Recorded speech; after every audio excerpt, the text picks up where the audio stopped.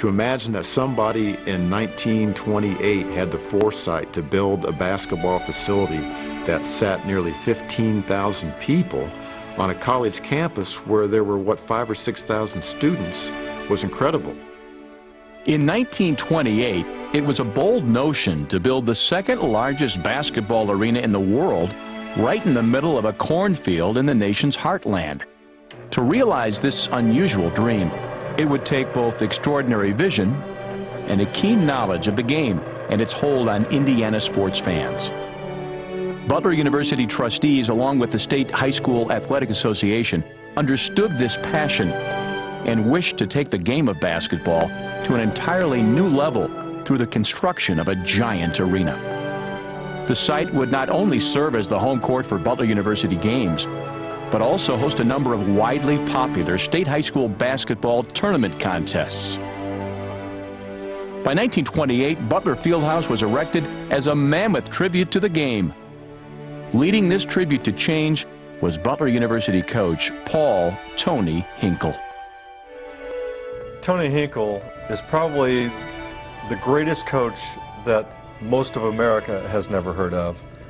Tony Hinkle was a constant influence, a constant presence, a constant representative of Butler University for parts of 6 decades. It was football season, it was basketball season, it was baseball season, it was the athletic directorship. He existed in so many levels as this icon, yet this very approachable, common sense, down-to-earth human being.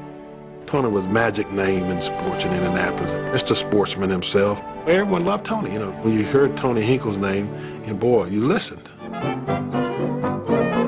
Hinkle was a successful 3-sport athlete at the University of Chicago. He was a hero in Chicago. So he was out on a dinner date. Mater D came up to him and called him by name and said, "You've got a request. There's a gentleman over at the table who would like for you and your lady friend to join him for a drink before dinner." And Coach Hinkle looked around and he saw who it was. It was Al Capone. So he went over and sat at the table with Al Capone and had a drink.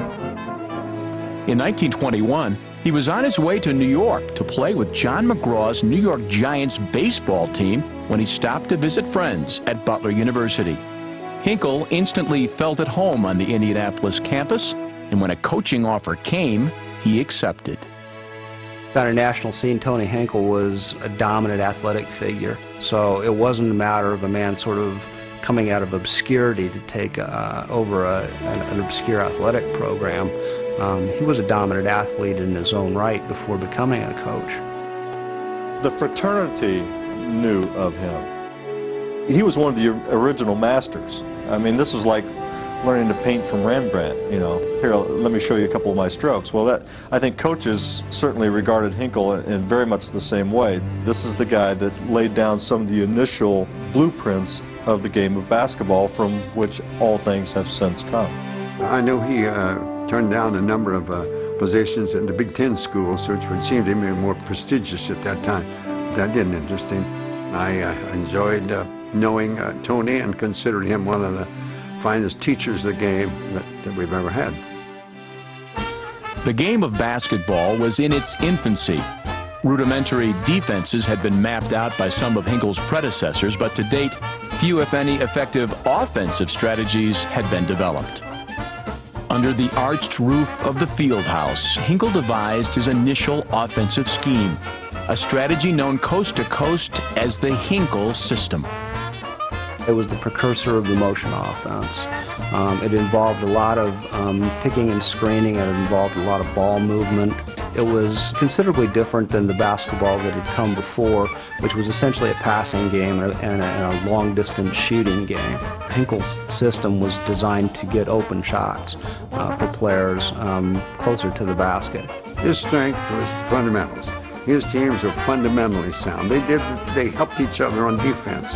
They kept floor balance on offense. They kept balance, and I think that was his strength. He worked on the offense. He had a great knowledge of the game, and he felt that if it was executed right, then you couldn't defense it, and he was right. Mr. Hinkle was a special type of man. He was the best fundamental coach I've ever played for or that I have ever seen. Butler Fieldhouse was Tony Hinkle's palace, and he pretty much ran things there. He ran everything from the concessions to, legend has it, sweeping the floor. Hinkle understood that in order to hold a successful reign over the palace, he needed to maintain a powerful partnership with the State High School Athletic Association. In order to get the field house built and to get the support necessary to get the field house built, it had to be sold as much more than just a place for Butler University teams. And one of the biggest selling points was absolutely to be the home of the State Boys High School Basketball Tournament, because that was the biggest statewide event in Indiana. The mammoth Butler Fieldhouse, which seats 14,940. Thus far, up to the finals, 1,241,000 spectators have thrilled to Hoosierland's favorite sport. The state's annual boys high school basketball tournament was one of the hottest tickets in the Midwest. By holding state tournament games at Butler's new facility, the enthusiasm and the ticket money of thousands of high school basketball fans could flow freely through the arena gates each year. You build the field house, you put 5 guys out there, and you open the doors and 15,000 people come to watch. Butler saw an opportunity to build a gymnasium that would allow anybody who wanted to come watch this popular game come to watch. When James Naismith invented the game of basketball in Massachusetts in 1891, it took less than 1 year for the game to make its way to Indiana, where its popularity soared in the tiny communities that dotted the Hoosier landscape. 40 years after he invented the game, Naismith reflected on the enthusiasm he witnessed for the game in the Midwest. Basketball really had its beginning in Indiana, he noted, which remains today in the center of the sport. Throughout the country, Butler Fieldhouse gained a reputation as a site that cultivated the best the game had to offer. Indiana was known everywhere in the United States for their high school basketball. You're in a state where one, basketball is king, and every kid grows up dreaming about playing basketball, and it's just been a state that's kind of had that mystique. Encouraged by the success at the Fieldhouse and fueled by a deep-seated passion for the sport, athletic boosters in Indiana erected 17 of the 20 largest high school gymnasiums in the country. On a campus of just over 2,800 students, the mammoth 15,000-seat Butler Fieldhouse was the nation's second largest arena of its kind, only slightly smaller in capacity to Madison Square Garden. It represented the growth of the game. This is really taking hold away from the coast, away from New York, and really taking a firm root in Middle America. In the inaugural Indiana High School Basketball Championship at Butler Fieldhouse in March 1928, Muncie Central defeated Martinsville, the reigning champions, 13-12. A senior shooting guard by the name of John Wooden led Martinsville with 5 points.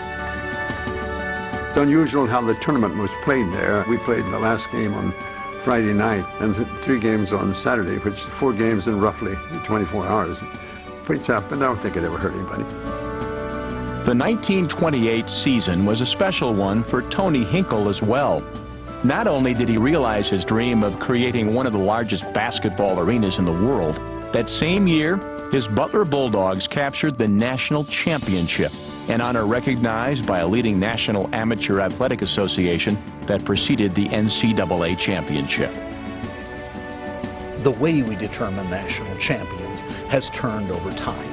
Back in the 1920s, an earlier association that was heavily rooted in the colleges and the coaches was responsible. And the folklore reports that at the end, after they'd looked at the different schools and their records for the year, they just wrote Hinkle a letter and said, "Dear Tony, congratulations, your record made you national champion."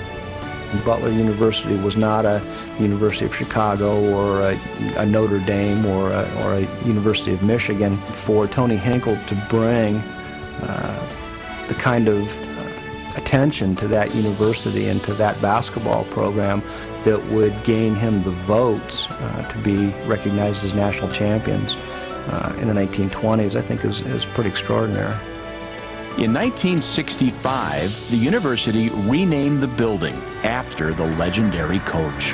To the beloved people of Butler, I sincerely hope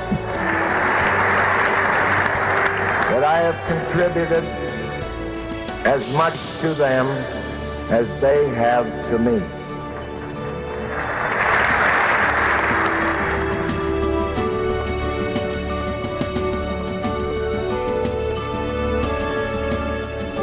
You cannot walk into this building and not think of the history and tradition and influence that Tony Hinkle had on the game, not only for Hoosiers, but for generations of people who follow the game and who love the game. Tony Hinkle represents all of that.